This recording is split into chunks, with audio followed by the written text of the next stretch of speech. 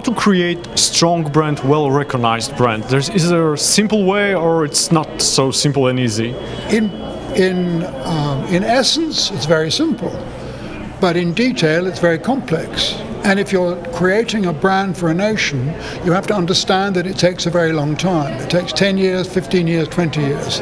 And in the case of a nation, it is to do with everyone who creates an idea of what it is they're doing that somehow or other coheres, aligns, so that what you've got is an idea that emerges, whether it's in film or whether it's in sport or whether it's in commerce or whether it's in product, somehow or other, whether it's in food, it is somehow or other aligned.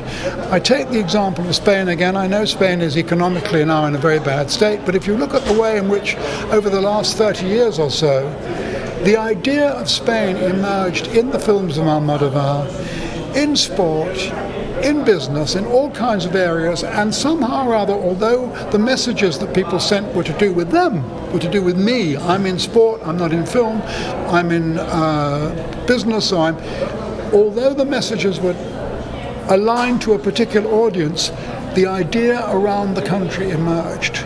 And that is what Poland needs to do. It is, in essence, quite simple and quite simple to understand.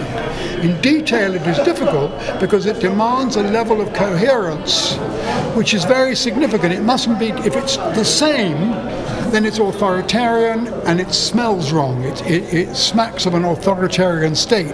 If you like a communist state or a fascist state, that is not what I'm talking about. What I'm talking about is having an idea and interpreting that idea for different sets of people in different ways. And that means you have to have the idea and you have to be able to visualize it in such a way that people can use it in a way that suits them, and underneath people somehow or other begin to recognize.